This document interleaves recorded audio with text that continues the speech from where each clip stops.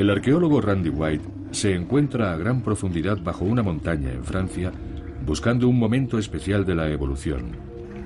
Una época envuelta en el misterio en la que, sin que hubiera apenas cambios físicos, los humanos empezaron a comportarse como no lo habían hecho nunca. Quiere averiguar cómo se convirtieron nuestros antepasados en verdaderos humanos. Da miedo estar en estas cuevas. Son frías, oscuras, húmedas, lugares asfixiantes y peligrosos.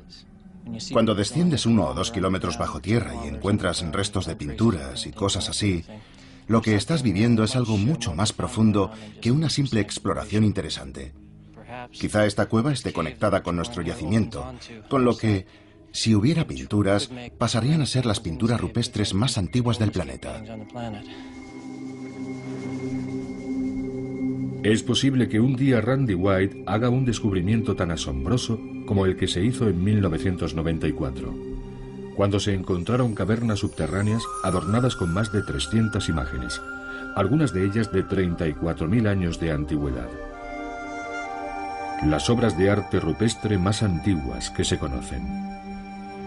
Pero encontrar arte rupestre no es el único objetivo. Lo que está investigando White es más importante. ¿Cómo nació la mente humana? Donde en un tiempo los humanos habían mirado una pared desnuda y solo habían visto roca, de repente otros veían asombrosas posibilidades. Y con el arte llegó la tecnología humana, la comunicación humana, la cultura humana. La cuestión es, ¿qué ocurrió para que esto fuera posible? ¿Cómo pudo ser que una especie abriera su mente e irrumpiera en un nuevo universo? ¿Cómo fue que nuestros antepasados humanos desarrollaron una forma totalmente nueva de verse a sí mismos? Y con el tiempo, transformaron el planeta.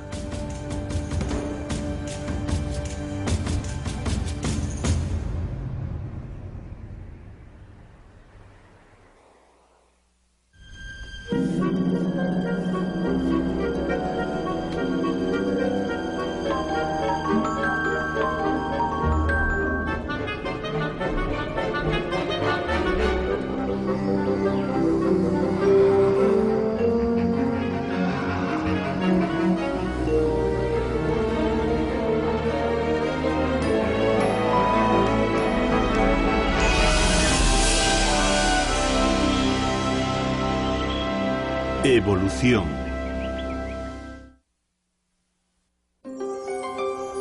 El Big Bang de la mente.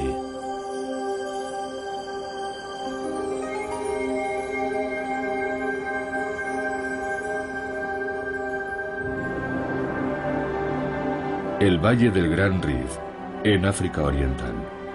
Aquí fue donde comenzó la historia de la humanidad. Durante millones de años, África fue el paisaje de la evolución humana.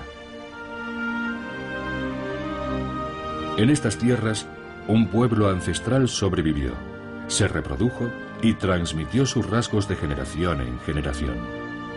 Sin África, la humanidad tal y como la conocemos puede que no hubiera llegado a evolucionar.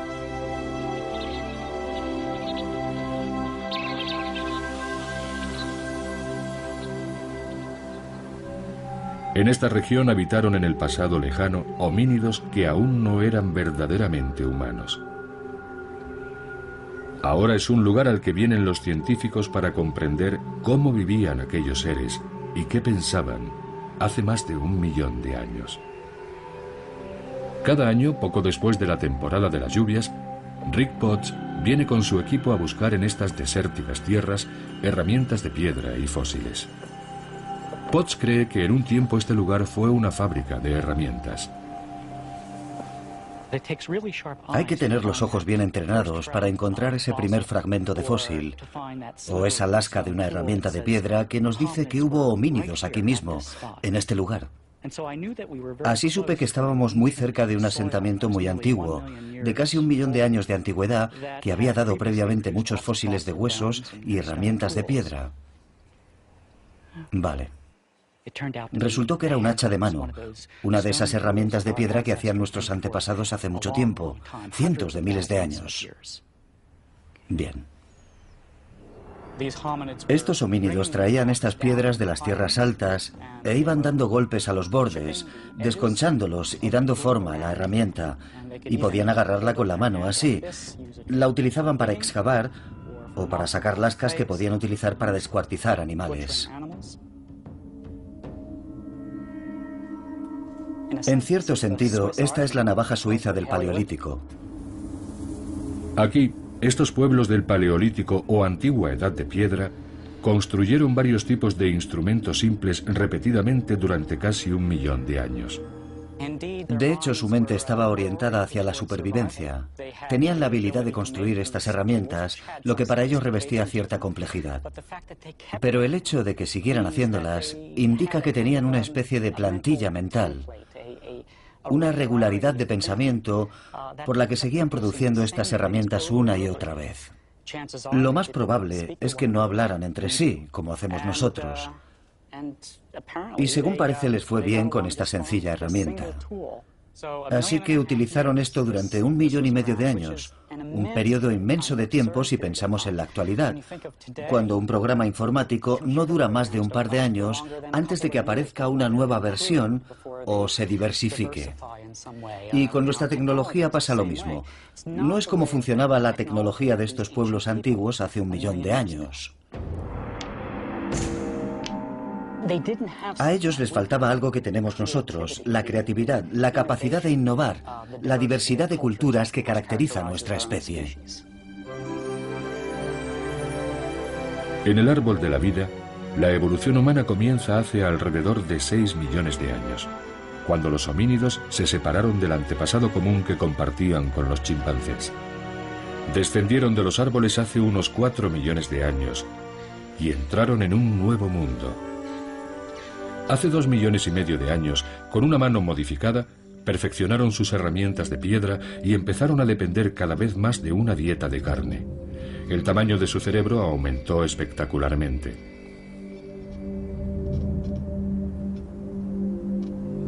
Y hace unos 2 millones de años, algunos de ellos empezaron a abandonar África. Estos primeros viajeros tuvieron éxito al principio, pero con el tiempo todos se extinguieron. No fue hasta hace unos 60.000 años cuando los primeros humanos verdaderamente modernos, nuestros antepasados, empezaron a abandonar África. Eran cazadores-recolectores que buscaban su comida, vivían en pequeños grupos y vagaban por extensos territorios. Pero eran diferentes de sus predecesores. Ellos habían iniciado un modo de vida revolucionario. Este estilo de vida había aparecido después de millones de años a través de los múltiples procesos de la evolución: mutación, selección, adaptación, competición, fracaso, jalonados por éxitos ocasionales. Era una historia de evolución, de cambio a lo largo del tiempo.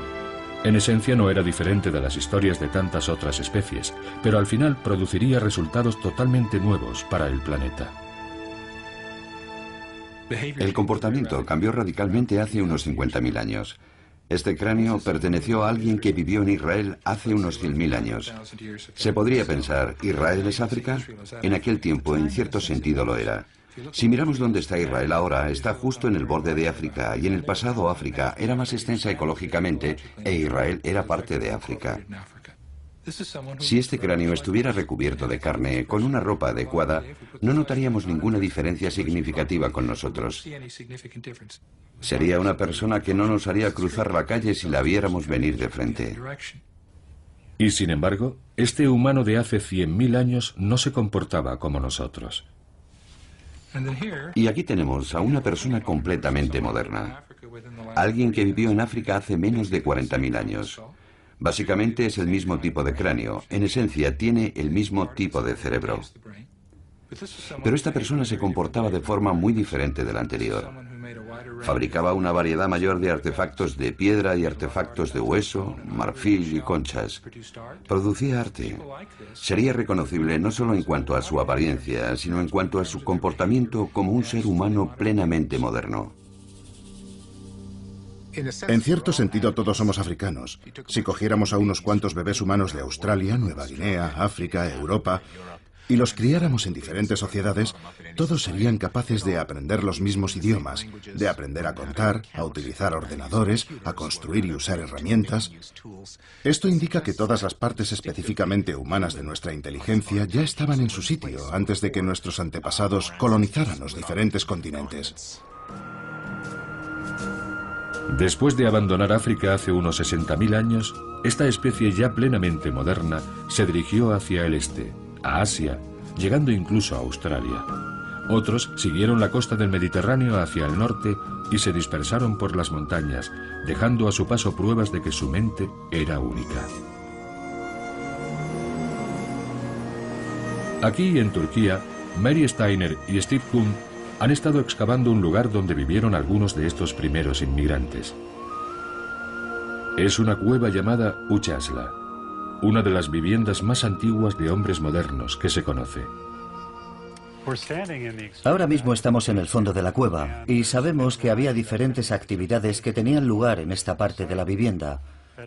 A un nivel un poco superior del que estamos excavando, como aquí, había una estructura, una especie de pared de piedra que delimitaba lo que creemos que era una especie de dormitorio. Un poco más abajo, lo que se ve es esta forma triangular, que es en esencia un cono de desperdicios, así que esto era un basurero. Tenemos este material blanco, que son cenizas, y este sedimento amarillento y ceniciento. Cada punto blanco es un hueso o un artefacto. Esto está repleto de materiales, es un basurero. Puede sonar poco romántico, pero para un arqueólogo es maravilloso. Porque aquí hay mucha información sobre cómo vivía la gente, qué comía, cómo fabricaba sus herramientas. El equipo esperaba encontrar información sobre la vida cotidiana de los humanos de hace 40.000 años. Iban a llevarse una sorpresa. Muy poco después de empezar la excavación, nos dimos cuenta de que teníamos algo realmente extraordinario. En cuanto empezamos a excavar en los sedimentos, empezamos a encontrar montones de ornamentos, sobre todo cuentas de concha, pero había muchas otras cosas. Al principio, cuando los veías parecían dientes, y el corazón me dio un vuelco y pensé, más fósiles humanos. Mira. Otra más. ¿Es un Nasarius? Sí, es un Nasarius. Y tiene el agujerito. Es una de las especies de la zona. Está perforada.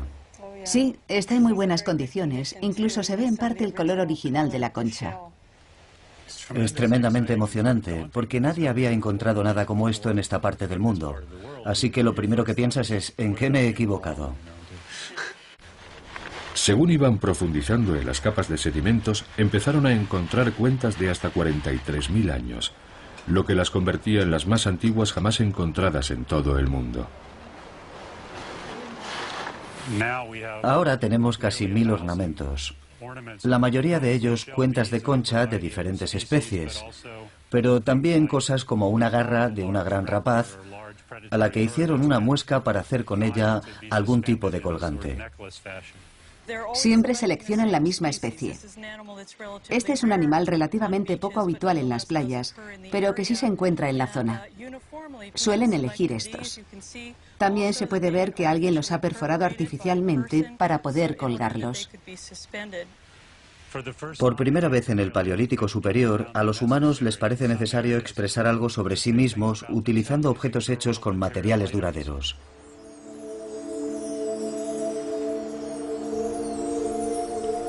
Pero objetos duraderos como las cuentas no sirven para cazar, ni para recolectar, ni para protegerse. Parecen indicar que la gente que vivía aquí tenía en mente algo más que la simple supervivencia. Pero ¿por qué son tan importantes estas cuentas? ¿Y qué pueden decirnos sobre los primeros días de los humanos modernos? Se ha encontrado cuentas y artefactos a lo largo de las rutas que siguieron nuestros antepasados. Hace 43.000 años, los humanos habían avanzado hacia el norte, hasta Europa Oriental. A continuación se extendieron por la gran llanura rusa y Europa central. Para cuando se asentaron en Europa occidental, hace 38.000 años, ya no solo fabricaban cuentas, las producían masivamente. En el sur de Francia, Randy White ha estado estudiando estas antiguas cuentas. Con una potente ampliación puede determinar cómo se hicieron y puede reproducir las técnicas prehistóricas para la elaboración de cuentas. Si yo le diera un trozo de saponita o de marfil de mamut y le dijera que le hiciera un agujero, ya sé de qué forma lo haría. Haría un taladro, le daría vueltas, haría girar el instrumento para hacer el agujero.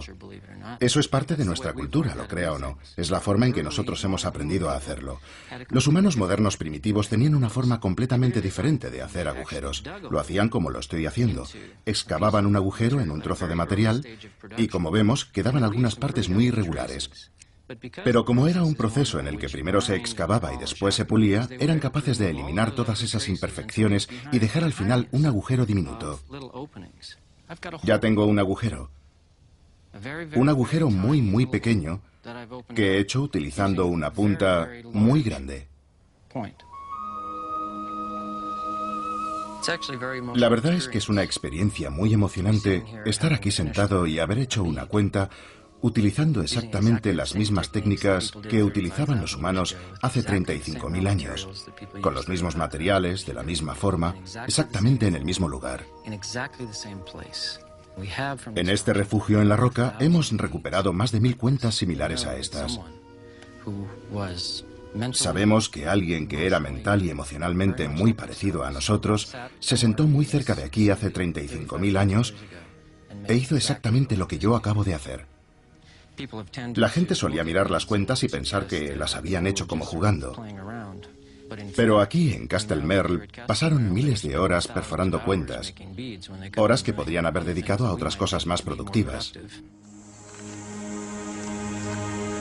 Las cuentas son artefactos del Big Bang de la mente. Son prueba de nuestros primeros pasos creativos y culturales, testimonio de un tiempo en que grupos de humanos empezaron a interactuar socialmente entre sí. La expresión con materiales es verdaderamente uno de los hitos de esta revolución, por así decirlo. Esto es algo realmente nuevo. Son personas creando identidades sociales que no existen en la naturaleza. Es decir, soy una mujer cromañón, he sido madre, tengo una historia particular, tengo un estatus particular dentro de mi grupo. Y cualquiera que sea miembro de ese grupo podrá verlo de un vistazo por el hecho de que lleva cierto tipo de dientes de animales, cierto tipo de cuentas, porque su ropa está decorada de cierta forma. Es una forma de expresión visual, pero está expresando relaciones sociales. Y eso es algo muy nuevo en la evolución humana. Humanos utilizando tecnologías al servicio de su identidad social. Eso era algo trascendental.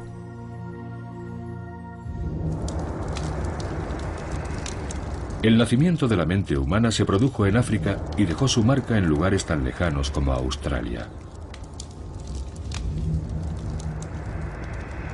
Pero donde la evidencia es más abundante es en Europa. Fue aquí donde estos humanos encontraron a otra especie de homínidos, una especie casi idéntica a ellos, pero no del todo. Y fue esta sutil diferencia la que influyó en los supervivientes. Llamamos a estos antiguos europeos neandertales. Comparados con nosotros, eran enormes. Encontrarse cara a cara con un neandertal debía de ser una experiencia impresionante. Tenían una masa corporal muy grande, unos 200 kilos de músculos y huesos en el caso de un macho. La cara se proyecta hacia adelante en la zona media, casi no tiene mejillas, y el mentón y la frente retroceden. Y en el centro de esta cara tendrían una nariz ancha y prominente. Los neandertales y los humanos eran muy diferentes en la forma en que vivían, y lo que es más interesante, en la forma en que morían. En el enterramiento de la Ferrasí podemos ver el cuerpo de un neandertal macho tendido de lado en una fosa. Y eso es todo. Y por ahora tenemos muy pocas evidencias de enterramientos de neandertales con algún tipo de construcción u organización compleja. Los neandertales no muestran muchos signos de vida simbólica. De hecho, no hemos encontrado ningún tipo de arte o símbolos o imágenes que utilizaran los neandertales. En cambio, los humanos modernos parecen haber tratado a sus muertos con extremo cuidado. En el permafrost ruso se encontró a este hombre enterrado vestido, adornado con miles de cuentas cuidadosamente trabajadas.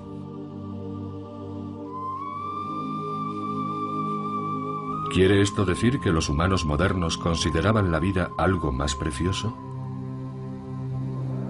¿Es posible que, a pesar de tener un cerebro de un tamaño similar al de los neandertales, tuviesen habilidades completamente diferentes?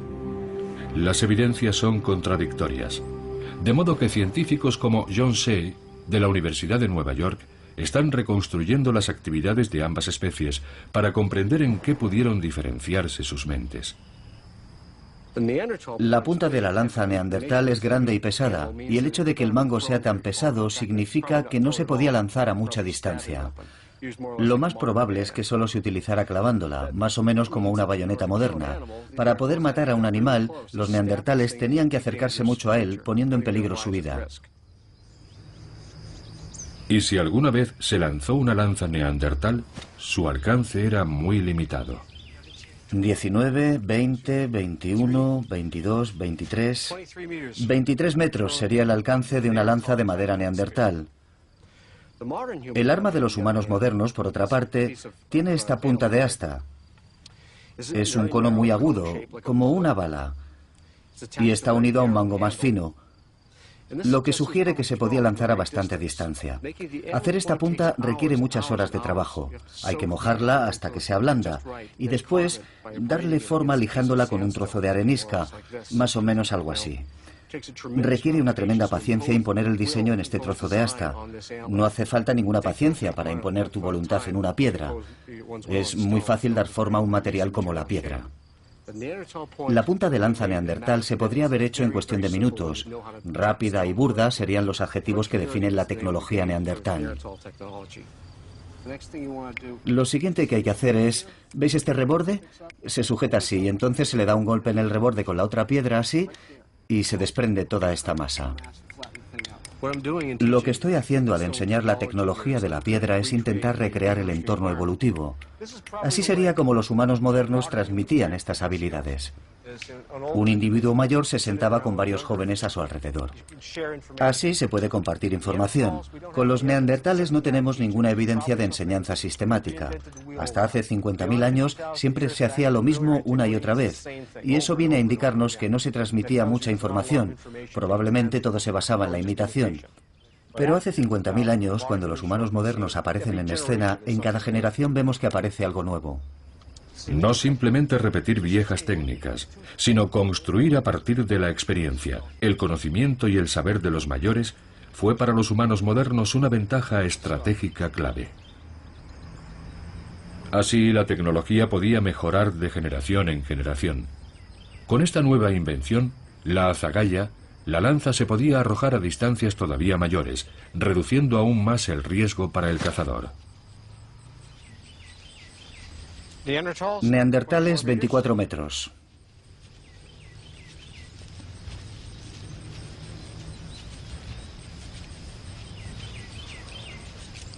Y 42 metros. Ventaja para los humanos modernos.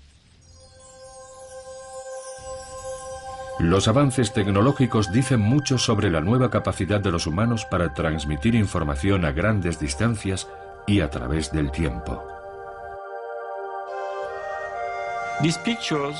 Estas imágenes son una forma de comunicarse con otras personas sin que estén presentes en el mismo momento. Pueden estar muy lejos o pueden estar en un futuro lejano. Y esto es lo que al parecer los neandertales no sabían hacer. Los fósiles nos cuentan que los neandertales vivían en grupos pequeños y aislados, normalmente sin contacto con otros neandertales.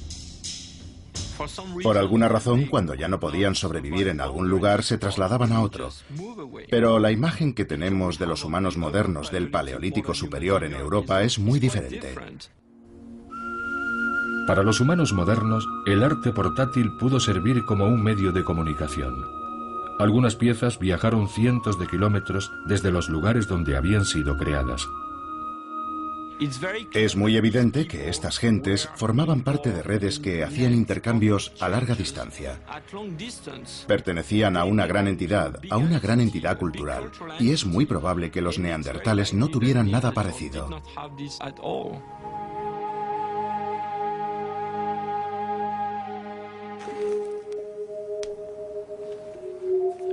Quizá la evidencia más clara de una cultura primitiva está escondida en las profundidades de la Tierra. Aunque no podemos saber exactamente por qué los humanos pintaban en estas cavernas, ahora podemos imaginar cómo lo hacían. El arqueólogo Michel Lorblanchet ha estudiado las técnicas del arte rupestre y cree que algunas imágenes fueron realizadas con una técnica que él llama pintura escupida. La pintura escupida debió de tener un significado simbólico muy importante. Mediante la experimentación ha podido reproducir esta técnica de los primeros artistas. Mezclando pigmentos con la saliva, cree que conseguían una mezcla que fijaba los colores, de modo que se mantenían mucho tiempo después de haber desaparecido el artista. No se parece en nada a la pintura al óleo, es muy diferente.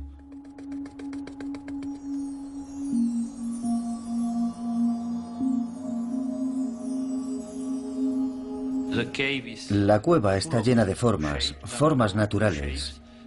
La cueva es excepcional, es muy hermosa.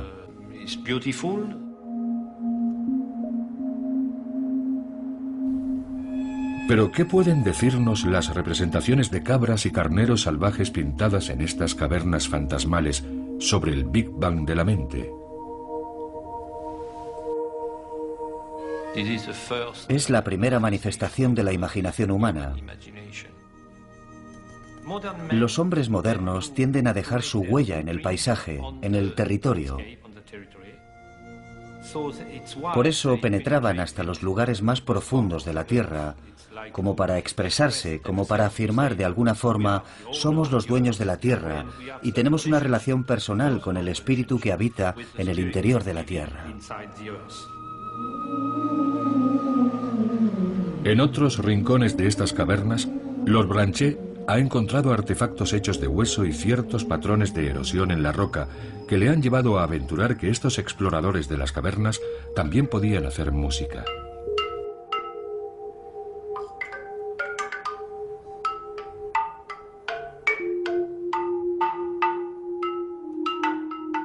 Aquí tengo la sensación de estar en una catedral, en una gran catedral, una importante.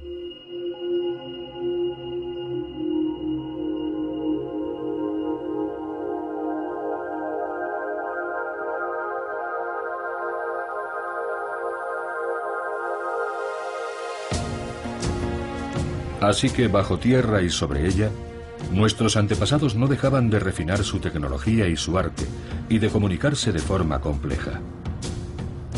Y parece que estos cambios ocurrieron rápidamente. Pero, ¿cómo pudo ocurrir? Creo que hubo un cambio genético que hizo que el cerebro humano moderno se desarrollara y tuviera esa capacidad de innovar e inventar, característica de los humanos modernos. Si aceptamos la idea de que hubo un cambio neurológico hace 50.000 años, sería la última de una larga serie de mutaciones sobre las que operó la selección natural para producir la especie humana tal y como la entendemos hoy en día. Es muy probable que esos cambios en el cerebro no se produjeran de un día para otro.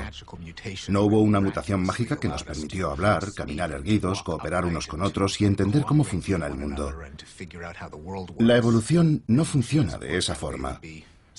Lo más probable es que hubiera muchas mutaciones diferentes a lo largo de decenas, puede que de cientos de miles de años, que fueron esculpiendo nuestro cerebro para darle todos los magníficos poderes que tiene en la actualidad. La organización del comportamiento se produce al nivel de las células nerviosas y sus conexiones. Tenemos 100.000 millones de células nerviosas y puede que unos 100 billones de conexiones. Y gran parte de nuestra evolución consiste no solo en tener un cerebro cada vez más grande, sino en cablearlo de la forma adecuada para que soporte la inteligencia. De modo que quizá no fue el tamaño del cerebro humano, sino sus conexiones, lo que nos permitió adquirir nuevas habilidades. Según Richard Wrangham, una de esas habilidades es la capacidad de llevar una vida social compleja. Aquí, en África Oriental, los chimpancés nos muestran cómo pudimos interactuar entre nosotros antes del Big Bang de la mente.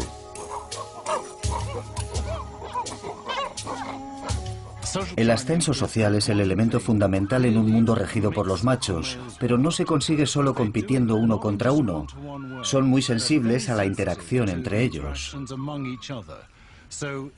Así que si tengo un amigo al que quiero impresionar, quizá lo que hago es atacar al enemigo de mi amigo. Y el enemigo de mi amigo puede que esté haciendo algo como despiojarse con uno de sus amigos. De modo que puedo detectar las relaciones entre otros chimpancés y manipularlas en mi beneficio. Pero lo que compartimos con los chimpancés es la habilidad de ser muy sutiles en la forma en que somos capaces de comprender el significado de una interacción que vemos y que identificamos como una amenaza a nuestro estatus social.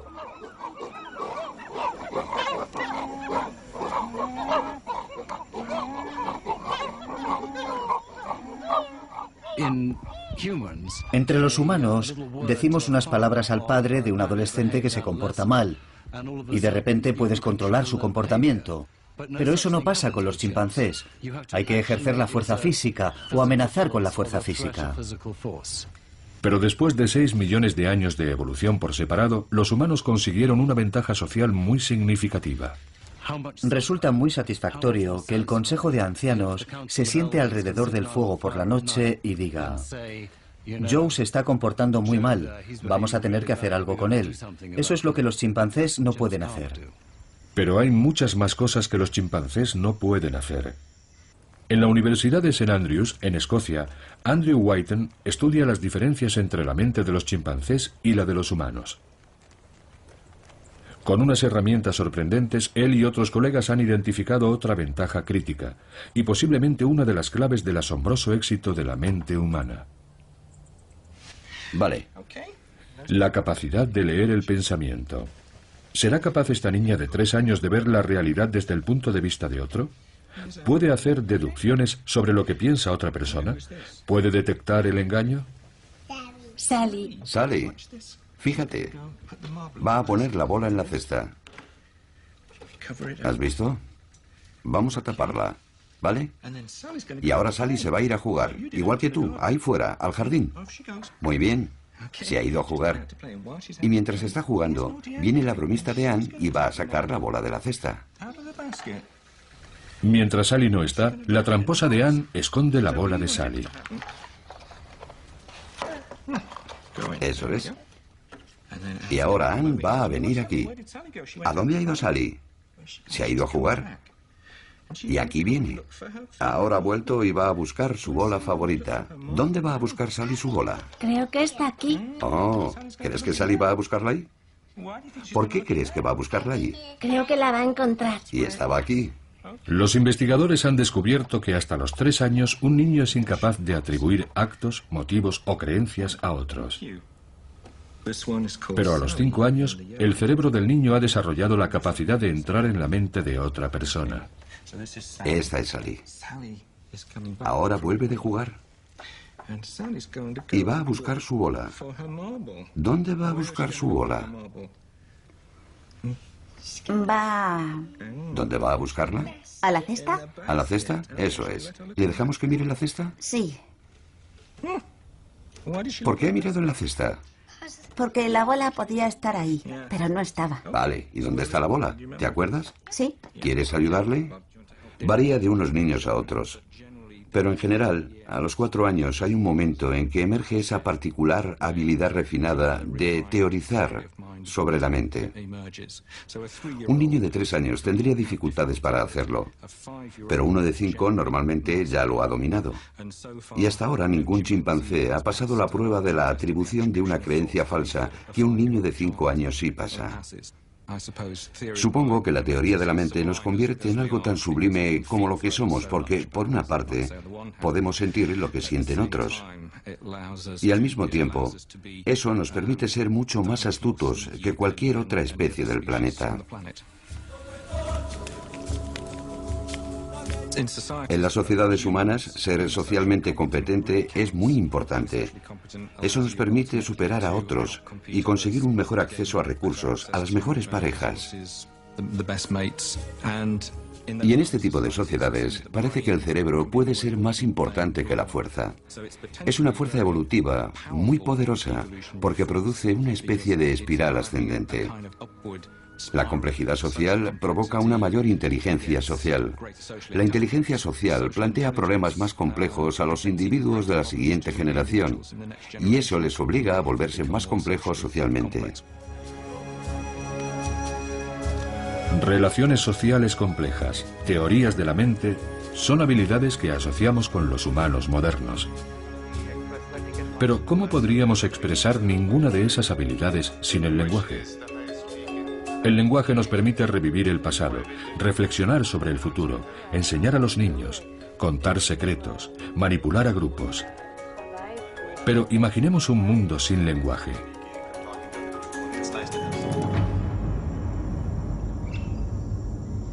Nicaragua, América Central.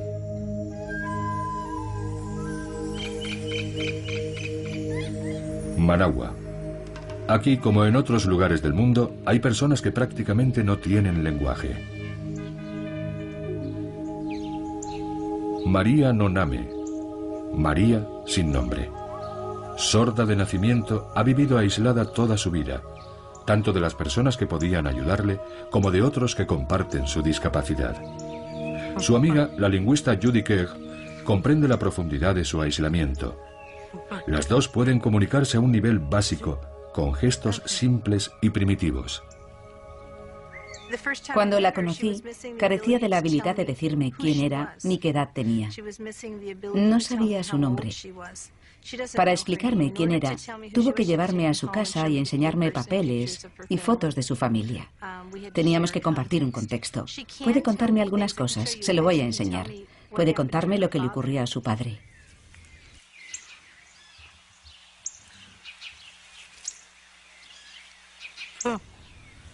Le he preguntado sobre la muerte de su padre y me ha dicho 3. Lo que significaba 3 es que le habían disparado 3 veces. Esto lo sé porque estuve trabajando con la otra persona que sabe el lenguaje de signos y que me dijo que le habían pegado 3 tiros y así fue como murió su padre. ¿Verdad? Sí.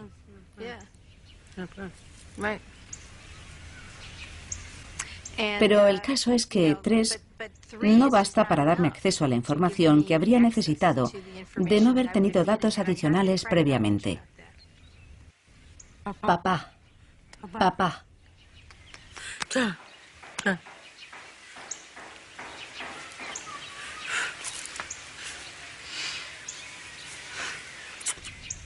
Vale. Lo que está diciendo es, tuve una hija que se fue, se casó y eso fue todo. Ya no volvió. Tuve un hijo que se fue y no volví a saber de él. Y eso es todo. Estoy sola, esa es mi vida. Podía aprender un lenguaje. El problema fue que no tuvo acceso al lenguaje en el periodo crítico. Y esa ventana crítica para aprender el lenguaje, como lo hemos aprendido nosotros, se cerró. Esa ventana del lenguaje permanece abierta hasta que cumplimos 7 años. Entonces empieza a cerrarse lentamente según avanzamos hacia la pubertad. Hasta los años 80 muchos nicaragüenses sordos eran como María sin nombre. No habían aprovechado la ventana del lenguaje porque nunca se habían encontrado con otros que compartieran su discapacidad. Pero en 1980, después de la revolución sandinista, el nuevo gobierno intentó ayudar a los sordos a mejorar sus condiciones de vida y llevaron a los niños sordos de las aldeas a Managua para terminar con su aislamiento. Aquí los educadores intentaron enseñarles el lenguaje de signos existente, pero sus esfuerzos fracasaron. Los niños no mostraban ningún interés por aprender un lenguaje que se les intentaba imponer. Sin embargo, empezaron a comunicarse a su manera.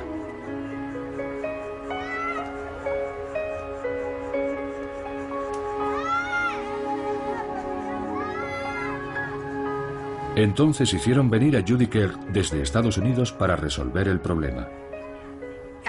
Vine aquí pensando que donde quiera que haya sordos, hay un lenguaje de signos. Y que obviamente tenía que haber un lenguaje de signos desarrollado aquí, en Nicaragua. Y les dije, bueno, puedo intentar aprender su lenguaje de signos si eso es lo que queréis y ayudaros a aprenderlo. Y me dijeron, no, tienen un lenguaje de signos. Hacen gestos mímicos. Y me señalaron a un grupo de niños y me dijeron, nos gustaría saber de qué están hablando. Resultó que estaban hablando de mucho más de lo que nadie hubiera podido imaginar. Kegel había llegado a Nicaragua poco después del nacimiento de un nuevo lenguaje. El lenguaje requiere compañía. El lenguaje requiere una comunidad. El lenguaje necesita, por así decirlo, un estímulo. Y ese estímulo es no tanto una comunidad en el sentido de que tenga que haber mucha gente, pero pertenecer a una comunidad significa querer compartir información con los demás.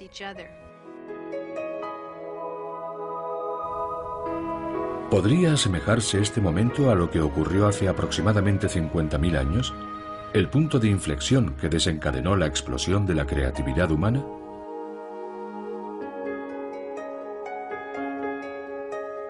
El lenguaje no necesita voz. Es nuestro legado. Es algo inherente al ser humano. A día de hoy seguimos sin saber exactamente cuándo evolucionó el lenguaje, cuándo abrió la puerta a nuestro extraordinario éxito como especie.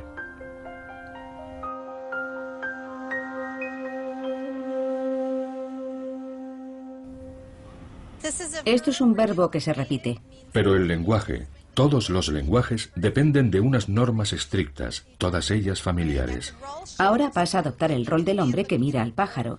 Y ahora el hombre se cae de la montaña, medio soñando que va a volar como un pájaro. Mientras que muchas especies pueden comunicarse, incluso vocalizar, solo los lenguajes humanos se guían por reglas complejas. Cada uno de los 6.300 lenguajes de nuestro mundo las tiene. Es lo que llamamos sintaxis.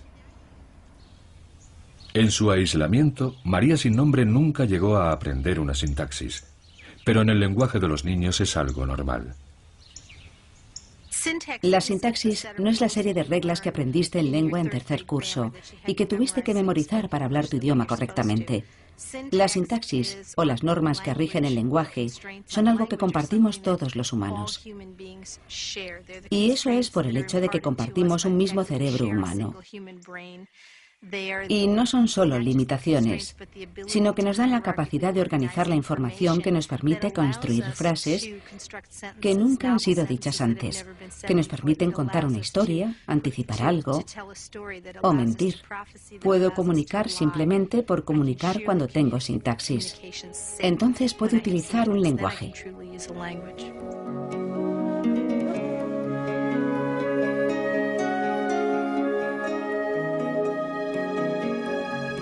Y los mejor dotados con las herramientas del lenguaje pudieron ser los que prosperaron, según Richard Dawkins. No sabemos cuándo apareció el lenguaje, pero tan pronto como apareció, proporcionó un entorno en el que aquellos individuos que estaban mejor preparados genéticamente para medrar, sobrevivir y triunfar en un entorno dominado por el lenguaje, fueron los que tenían más descendencia. Y eso provocó en nuestros antepasados un aumento de la capacidad para utilizar el lenguaje.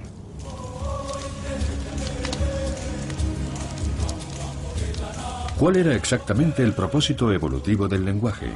¿Era transmitir información sobre fuentes de agua, armas, qué había más allá de una montaña? ¿O es posible que tuviera otras ventajas? La respuesta puede ser sorprendente.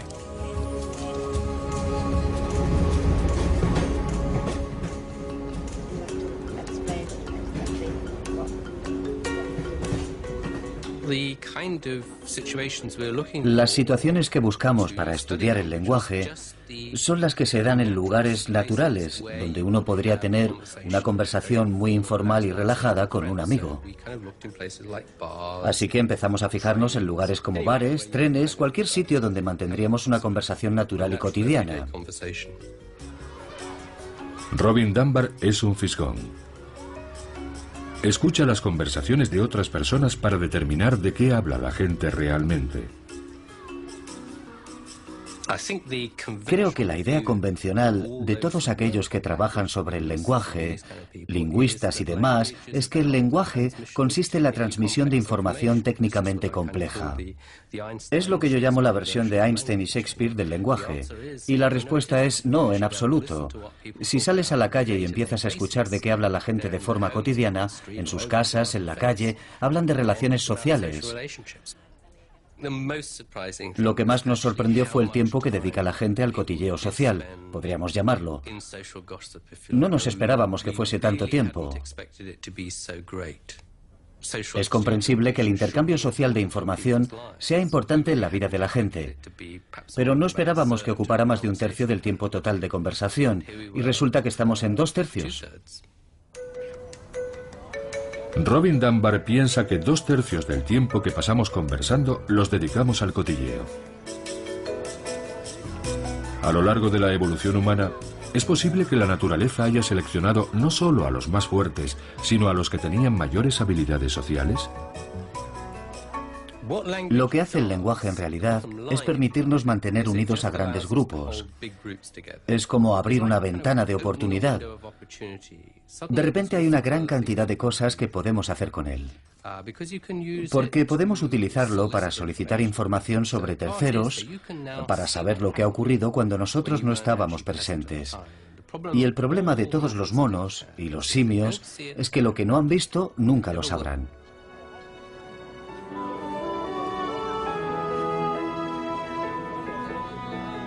El cotilleo es una de las cosas para las que es útil el lenguaje.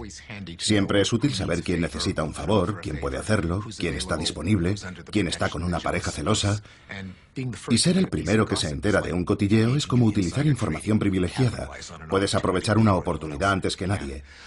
Pero el lenguaje es útil para intercambiar conocimientos técnicos. ¿Cómo se extrae veneno de una glándula de una rana? ¿Cuál es la mejor forma de hacer una lanza? ¿Dónde hay más bayas? ¿Cuál es la mejor época para cazar?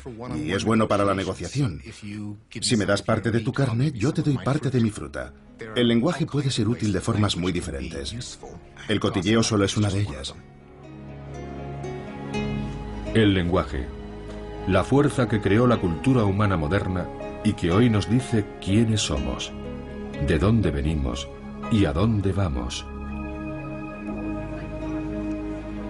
El lenguaje, de acuerdo con Richard Dawkins, también es fundamental en una nueva y poderosa fuerza evolutiva. Por lo que respecta a la duración de la vida humana, el único tipo de cambio evolutivo que es posible que lleguemos a ver no es la evolución genética, sino la evolución cultural. Y si la contemplamos desde un punto de vista darwiniano, estamos hablando de la supervivencia de los memes frente a los genes. Los memes son ideas, hábitos, habilidades, gestos, historias, canciones, cualquier cosa que pasa de unas personas a otras por imitación. Los copiamos. Igual que los genes se copian en el interior de nuestras células y se transmiten con la reproducción, los memes los copian nuestro cerebro y nuestro comportamiento y pasan de unos a otros. Igual que la competencia entre genes da forma a toda la evolución biológica, la competición entre memes da forma a nuestra mente y nuestra cultura. Para entender la naturaleza humana es esencial tener en cuenta a los memes. Sue Blackmore cree que los memes han sido la fuerza que ha impulsado la evolución humana, sobre todo desde el Big Bang de la mente hace unos 50.000 años. Según ella, las ideas, los prejuicios, las tendencias y los descubrimientos funcionan en gran medida como los genes. Se autorreproducen y se acumulan de mente en mente, de sociedad en sociedad, de generación en generación. Los memes son los elementos básicos de un nuevo tipo de evolución. Si las unidades culturales se reproducen de una forma similar a la forma en que se reproducen las moléculas de ADN, tenemos la posibilidad de un tipo completamente nuevo de darwinismo. Los cambios que se han producido en la forma de vida de los humanos durante los últimos 50.000 años han tenido muy poco que ver con ningún cambio biológico de nuestro cerebro. Hoy vivimos de forma diferente, no porque tengamos un cerebro mejor, sino porque hemos ido acumulando los descubrimientos que hicieron nuestros antepasados. Y contamos con la ventaja de una inmensa historia de inventos que nos comunicamos no genéticamente, sino a través del lenguaje, a través de documentos, a través de costumbres. Los memes pueden ser más que modas pasajeras, pueden ser grandes hitos, pueden modificar el mundo, revolucionar la vida, incluso suprimir las fuerzas de la evolución biológica. Pensemos en la insulina, uno de esos memes que ya cuenta con 80 años de edad. Antes de la insulina, los diabéticos no tenían esperanzas de vivir. Se consideraba una enfermedad mortal. Probablemente yo no estaría aquí sin la insulina. Ha sido un avance enorme. A mí, como diabético, me ha permitido vivir. Jared tiene 14 años y está haciendo una excursión a pie de una semana con otros que comparten su enfermedad, la diabetes juvenil. Una actividad como esta puede no parecer nada extraordinario, pero lo es. Al hacer ejercicio, el nivel de azúcar de un diabético puede descender peligrosamente. 231. Normalmente eso es bastante alto, pero durante la marcha intentamos mantener el azúcar en sangre alto por si baja. Y es mejor estar seguros de que tenemos suficiente azúcar, porque estamos haciendo mucho ejercicio. Jared puede controlar su enfermedad gracias a un aparato que le suministra insulina en el momento en que la necesita. Esto puede parecer algo normal hoy en día. Pero antes de los años 20, una persona como Jared habría muerto en la primera infancia, sin llegar a alcanzar la edad de reproducción, y sin haber podido transmitir sus genes.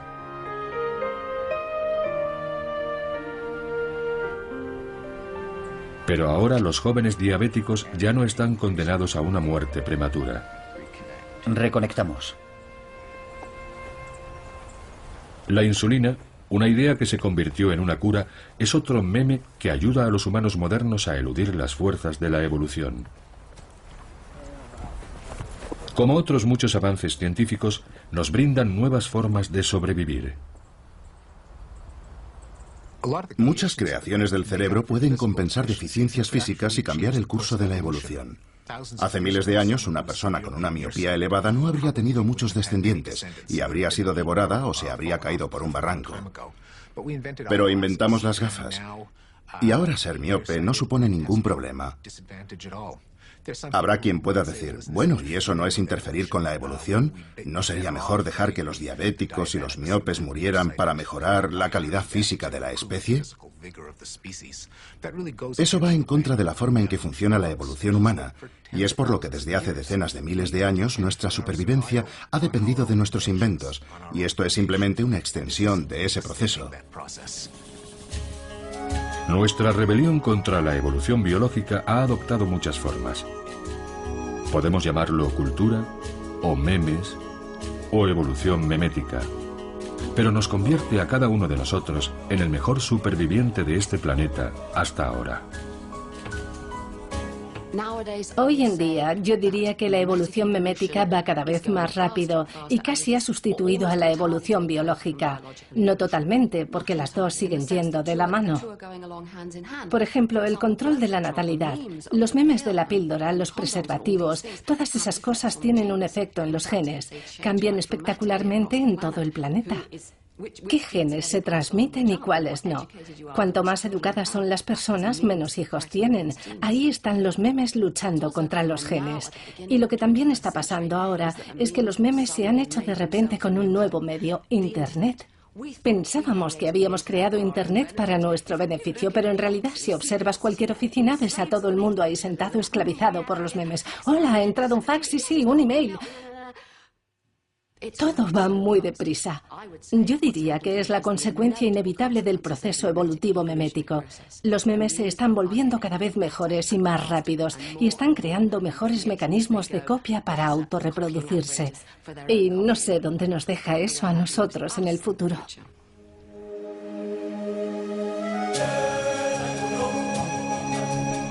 Para nuestra especie, como para todas las demás, la evolución biológica ha sido el principal motor de cambio. Pero desde el nacimiento de la cultura, hace unos 50.000 años, fuerzas mucho más poderosas han tomado el control de la evolución humana.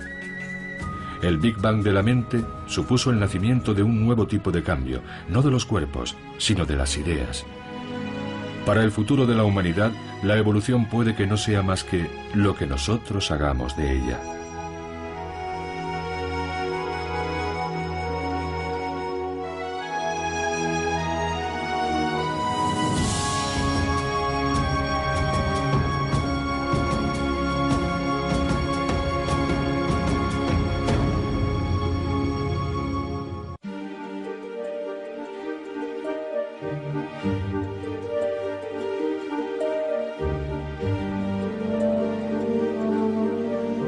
Rasgos de generación en generación.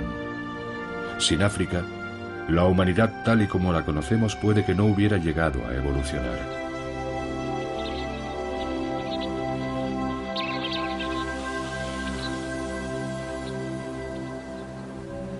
En esta región habitaron en el pasado lejano homínidos que aún no eran verdaderamente humanos. Ahora es un lugar al que vienen los científicos para comprender cómo vivían aquellos seres y qué pensaban hace más de 1 millón de años. Cada año, poco después de la temporada de las lluvias, Rick Potts viene con su equipo a buscar en estas desérticas tierras herramientas de piedra y fósiles. Potts cree que en un tiempo este lugar fue una fábrica de herramientas. Hay que tener los ojos bien entrenados para encontrar ese primer fragmento de fósil o esa lasca de una herramienta de piedra que nos dice que hubo homínidos aquí mismo, en este lugar. Así supe que estábamos muy cerca de un asentamiento muy antiguo, de casi 1 millón de años de antigüedad, que había dado previamente muchos fósiles de huesos y herramientas de piedra. Vale. Resultó que era un hacha de mano, una de esas herramientas de piedra que hacían nuestros antepasados hace mucho tiempo, cientos de miles de años. Bien. Estos homínidos traían estas piedras de las tierras altas e iban dando golpes a los bordes, desconchándolos y dando forma a la herramienta, y podían agarrarla con la mano, así. La utilizaban para excavar o para sacar lascas que podían utilizar para descuartizar animales. En cierto sentido, esta es la navaja suiza del Paleolítico. Aquí, estos pueblos del Paleolítico o antigua Edad de Piedra construyeron varios tipos de instrumentos simples repetidamente durante casi 1 millón de años. De hecho, su mente estaba orientada hacia la supervivencia. Tenían la habilidad de construir estas herramientas, lo que para ellos revestía cierta complejidad. Pero el hecho de que siguieran haciéndolas indica que tenían una especie de plantilla mental, una regularidad de pensamiento por la que seguían produciendo estas herramientas una y otra vez. Lo más probable es que no hablaran entre sí, como hacemos nosotros. Y según parece les fue bien con esta sencilla herramienta. Así que utilizaron esto durante 1,5 millones de años, un periodo inmenso de tiempo si pensamos en la actualidad, cuando un programa informático no dura más de un par de años antes de que aparezca una nueva versión o se diversifique. Y con nuestra tecnología pasa lo mismo. No es como funcionaba la tecnología de estos pueblos antiguos hace 1 millón de años.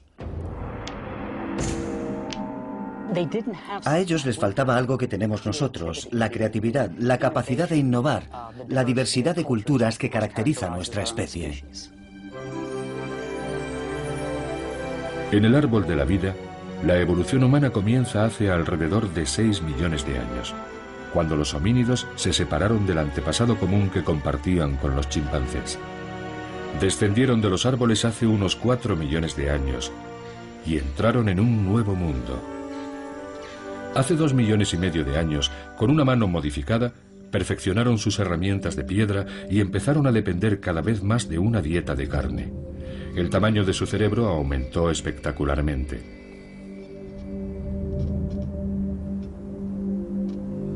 Y hace unos 2 millones de años, algunos de ellos empezaron a abandonar África. Estos primeros viajeros tuvieron éxito al principio, pero con el tiempo todos se extinguieron. No fue hasta hace unos 60.000 años cuando los primeros humanos verdaderamente modernos, nuestros antepasados, empezaron a abandonar África. Eran cazadores-recolectores que buscaban su comida, vivían en pequeños grupos y vagaban por extensos territorios. Pero eran diferentes de sus predecesores. Ellos habían iniciado un modo de vida revolucionario. Este estilo de vida había aparecido después de millones de años a través de los múltiples procesos de la evolución: mutación, selección, adaptación, competición, fracaso, jalonados por éxitos ocasionales. Era una historia de evolución, de cambio a lo largo del tiempo. En esencia no era diferente de las historias de tantas otras especies, pero al final produciría resultados totalmente nuevos para el planeta. El comportamiento cambió radicalmente hace unos 50.000 años. Este cráneo perteneció a alguien que vivió en Israel hace unos 100.000 años. Se podría pensar, ¿Israel es África? En aquel tiempo, en cierto sentido, lo era.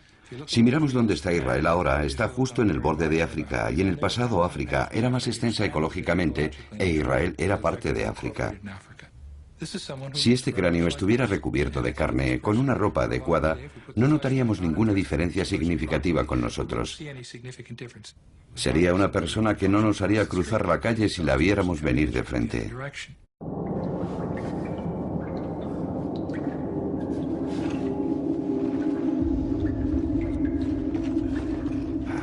El arqueólogo Randy White se encuentra a gran profundidad bajo una montaña en Francia, buscando un momento especial de la evolución. Una época envuelta en el misterio en la que, sin que hubiera apenas cambios físicos, los humanos empezaron a comportarse como no lo habían hecho nunca. Quiere averiguar cómo se convirtieron nuestros antepasados en verdaderos humanos. Da miedo estar en estas cuevas. Son frías, oscuras, húmedas, lugares asfixiantes y peligrosos. Cuando desciendes 1 o 2 kilómetros bajo tierra y encuentras restos de pinturas y cosas así, lo que estás viviendo es algo mucho más profundo que una simple exploración interesante. Quizá esta cueva esté conectada con nuestro yacimiento, con lo que, si hubiera pinturas, pasarían a ser las pinturas rupestres más antiguas del planeta. Es posible que un día Randy White haga un descubrimiento tan asombroso como el que se hizo en 1994, cuando se encontraron cavernas subterráneas adornadas con más de 300 imágenes, algunas de ellas de 34.000 años de antigüedad. Las obras de arte rupestre más antiguas que se conocen. Pero encontrar arte rupestre no es el único objetivo. Lo que está investigando White es más importante: cómo nació la mente humana.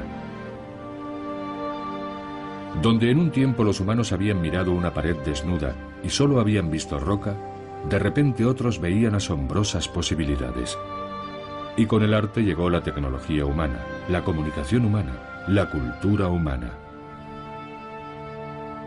La cuestión es, ¿qué ocurrió para que esto fuera posible? ¿Cómo pudo ser que una especie abriera su mente e irrumpiera en un nuevo universo? ¿Cómo fue que nuestros antepasados humanos desarrollaron una forma totalmente nueva de verse a sí mismos? Y con el tiempo, transformaron el planeta.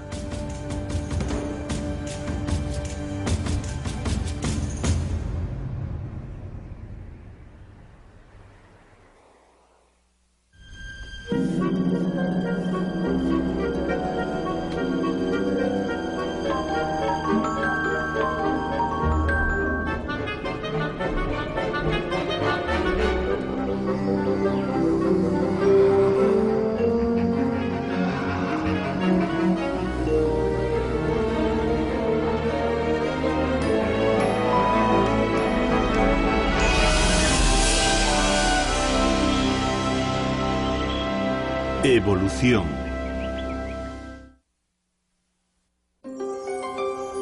El Big Bang de la mente.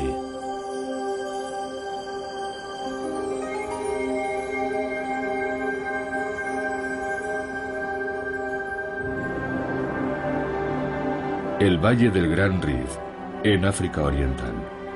Aquí fue donde comenzó la historia de la humanidad. Durante millones de años, África fue el paisaje de la evolución humana. En estas tierras, un pueblo ancestral sobrevivió, se reprodujo y transmitió sus